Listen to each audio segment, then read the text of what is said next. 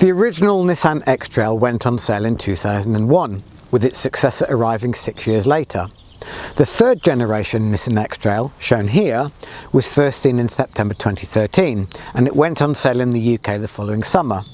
As a result, this is a car that's getting on, and most of its full-sized SUV rivals are significantly newer. However, Nissan has given the X-Trail a regular nip and tuck to keep it competitive in terms of equipment levels, while it still looks smart. So it's no wonder owners seem to like their X-Trails, as within the nationwide owner review section, they give the smart-looking SUV an average score of 4.3 out of 5. This is where the X-Trail really scores, as there's space for 7, although only 5 seats are standard across the range. For each of the 4 trim levels, an extra pair of pop-up seats in the boot is an extra cost option, but that's one that's well worth specifying, even if you need them only occasionally.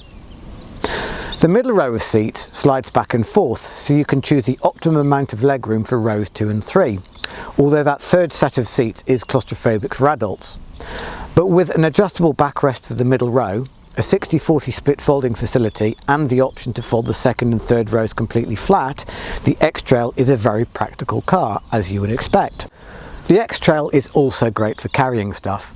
With all 7 seats in use, the boot can stow just 135 litres, but if you drop those seats down, this jumps to 445 litres, and with the middle row folded flat too, you've got almost 2,000 litres at your disposal, which puts the X-Trail among the class best. Incidentally, one thing that many of the X-Trail's rivals don't come with is a spare wheel, but the Nissan gets one as standard throughout the range. Nissan plays the value card very heavily with the X-Trail, so the interior is crammed with equipment. However, while large touchscreen displays have started to become the norm within this segment, the X-Trail's age shows, with its dashboard that's well stocked with buttons to control everything. To many drivers that's a good thing though. The dash is busy, but it's generally intuitive, although some of the switchgear is positioned rather haphazardly. There are plenty of cubby holes for oddments, with a decent glove box, cup holders galore, a decently sized box in the centre console, plus plenty of storage space in each of the door bins. The multimedia system works well enough, and it's user-friendly, but the display is quite small, and some of the graphics are dated compared with rivals. All X-Trails come with height adjustment for the driver's seat, along with reach and rake adjustment for the steering wheel, so it should be easy to get comfortable unless you're especially short or tall. All-round visibility is on a par with most modern cars, which all feature thick pillars for crash protection. But one thing that the X-Trail can beat some of its rivals on is the sizable door mirrors, which give an excellent view of the road behind. Even better, if you're parking up, you can make use of the Around View feature that's standard on the Ascenta Premium, which sits just above the entry-level Vizia. This also brings navigation, while the range-topping Tecna comes with a full suite of driver assistance features, such as blind spot warning and self-parking, along with heating not just for the front seat, but also for the middle row too. As a full-sized SUV, the X-Trail is big and heavy, but on the road it disguises its bulk better than you might expect. There's a choice of a 1.3 litre petrol engine or a 1.7 litre diesel. Both are turbocharged, but whereas the diesel is available with either manual or automatic gearboxes, the petrol comes only in automatic form. That transmission is a dual clutch system though, which means it's slick and efficient, but the diesel definitely offers the best balance of muscle and economy.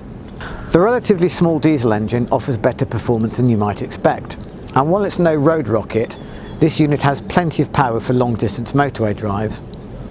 Many X-Trail models come only with front wheel drive, but there are four wheel drive options too. Known as intelligent four-wheel drive, this setup gives you the best of all worlds, in that only the front wheels are driven until they start to lose grip. Then the power is also sent to the rear wheels in the blink of an eye, to keep you moving. This helps to cut fuel consumption while also improving safety. The X-Trail is starting to show its age, but don't be too quick to write it off, as there's still plenty to like about it. For starters, it's well equipped, with all X-Trails featuring alloy wheels, air conditioning, cruise control and a DAB radio. The X-Trail's cabin is also versatile and spacious, plus it's made to a high standard, even if the dashboard is now looking dated. So should you lease one? In isolation, the X-Trail is a good bet, but you should consider some of those newer options first. However, When you look at what you get for your money, the Nissan is quite a compelling package on a per pound basis.